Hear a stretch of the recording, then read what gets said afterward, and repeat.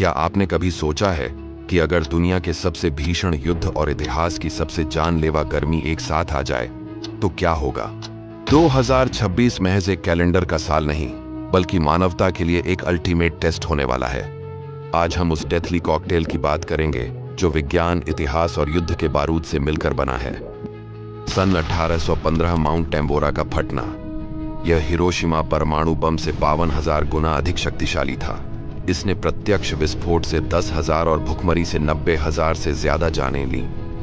वैज्ञानिक कारण: इस गैस ने वायुमंडल में एक विशाल दर्पण, सोलर शील्ड की तरह काम किया, जिसने सूरज की रोशनी को वापस अंतरिक्ष में परावर्तित कर दिया।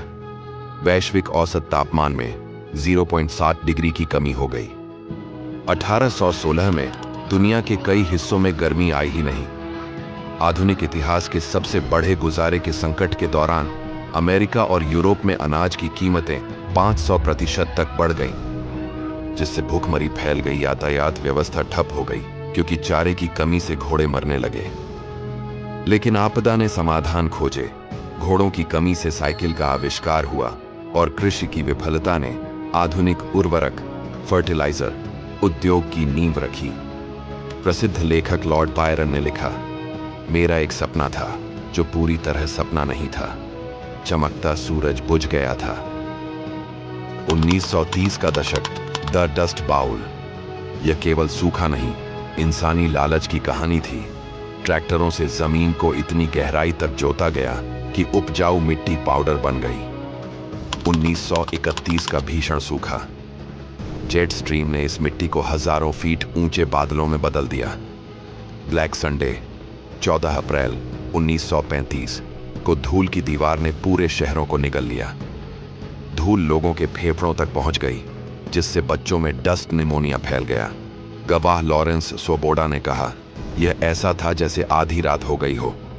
25 लाख लोगों का पलायन। यह अमेरिकी इतिहास का सबसे बड़ा विस्थापन था, जिसने द ग्रेप्स ऑफ राथ जैसे उपन्यासों को जन्म दिया।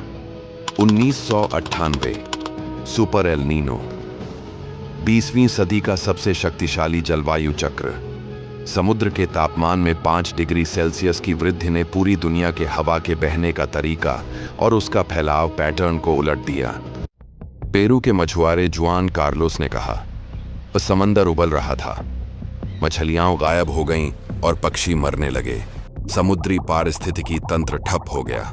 कोरल रीफ्स का 16% हिस्सा सफेद सूख कर होकर मर गया। 2003 यूरोप का हीट वेव। कंक्रीट और डामर ने रात में भी तापमान को 25 डिग्री सेल्सियस से नीचे नहीं जाने दिया। ओमेगा ब्लॉक ने गर्म हवा को हफ्तों तक कैद कर दिया। अकेलेपन की त्रासदी। छुट्टियों के कारण बुजुर्ग अकेले थे। मुर्दा घरों में जगह खत्म होने पर रेफ्रिजरेटेड ट्रकों का इस्तेमाल करना पड़ा। डॉक्टर पैट्रिक पेलॉक्स ने इसे नरसंहार कहा। ऊर्जा संकट। रिएक्टरों को ठंडा करने के लिए नदियों का पानी बहुत गर्म हो गया था, जिससे बिजली उत्पादन ठप हो गया। कल्पना कीजिए कि जमीन के ऊपर हवा का एक बहुत बड़ा गुंबद, डोम, बन गया है। यह गुंबद एक ढक्कन की तरह काम करता है। जब समुद्र की गर्म हवा ऊपर उठने की कोशिश करती है तो ऊपर मौजूद उच्च दबाव, हाई प्रेशर, उसे बाहर नहीं निकलने देता और वापस नीचे की तरफ धकेल देता है। इससे गर्मी एक ही जगह फंस जाती है और इलाका ओवन की तरह गर्म होने लगता है। इसका असर यह हुआ कि कनाडा के लेटन में पारा 49.6 डिग्री सेल्सियस तक जा पहुंचा। अगले ही दिन पूरा शहर आग में जलकर राख हो गया।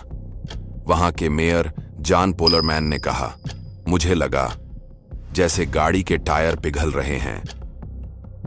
एल नीनो के लैग इफेक्ट को एक चेतावनी के रूप में समझना बहुत जरूरी है, क्योंकि यह बताता है कि असली खतरा अभी बाकी है। समुद्र का पानी गर्म होना और उस गर्मी का हवा में घुलना तुरंत नहीं होता। इसमें 6 से 10 महीने का समय लगता है। इसका मतलब है कि 2025 में समुद्र ने जो गर्मी सोखी है, उसका असली विस्फोट हमें 2026 में देखने को मिलेगा। सालों से समुद्री जहाजों के ईंधन में बहुत सल्फर होता था। जब ये जहाज चलते थे तो धुएं के साथ सल्फर के बारीक कण हवा में छोड़ते थे। यह सल्फर सेहत के लिए तो जहरीला था, लेकिन यह हवा में जाकर बादलों को ज्यादा चमकदार बना देता था। ये चमकदार बादल सूरज की रोशनी को आईने की तरह वापस अंतरिक्ष में भेज देते थे। इस तरह अनजाने में ही सही, सल्फर धरती को ठंडा रखने के लिए एक अदृश्य सुरक्षा कवच का काम कर रहा था। 1 जनवरी 2020 को अंतर्राष्ट्रीय समुद्री संगठन IMO ने नियम बनाया कि जहाजों को प्रदूषण कम करने के लिए सल्फर का इस्तेमाल 80% तक कम करना होगा। इसे विरोधाभास इसलिए कहते हैं क्योंकि एक अच्छी नीयत से किए गए काम, प्रदूषण कम करना, का नतीजा पर्यावरण के लिए एक नई चुनौती, तेज गर्मी बनकर सामने आया। Solar maximum 2025-26। सूर्य की चुंबकीय गतिविधि अपने चरम पर है। यह चक्र 2025 से कहीं ज्यादा शक्तिशाली है, जो हमारे डिजिटल इंफ्रास्ट्रक्चर के लिए खतरा है। युद्ध का climate impact. Nord stream leak 1 साल में 10 लाख कारों के उत्सर्जन के बराबर था। युद्ध क्षेत्रों में घोस्ट लीक्स और फ्लेयरिंग की विफलता तबाही मचा रही है। एक F-35 फाइटर जेट 1 घंटे में उतना कार्बन छोड़ता है जितना एक आम कार 20 साल में। 2026 के युद्ध ने ग्लोबल वार्मिंग की आग में घी का काम किया है। धमाकों से निकला ब्लैक कार्बन बादलों में फंसकर गर्मी को कैद कर रहा है। वैज्ञानिकों के अनुसार इस मलबे ने तापमान में अतिरिक्त 0.5 डिग्री सेल्सियस की वृद्धि की है। इतिहास ने हमें बार बार संकेत दिए हैं, टैम्बोरा से लेकर डस्ट बाउल तक, लेकिन 2026 में हम किसी एक आपदा का सामना नहीं कर रहे, हम उन सभी का एक साथ सामना कर रहे हैं। क्या 2026 की यह महागर्मी और युद्ध हमें शांति सिखा पाएगा, या हम आने वाली पीढ़ियों के लिए एक बुझा हुआ सूरज छोड़ेंगे?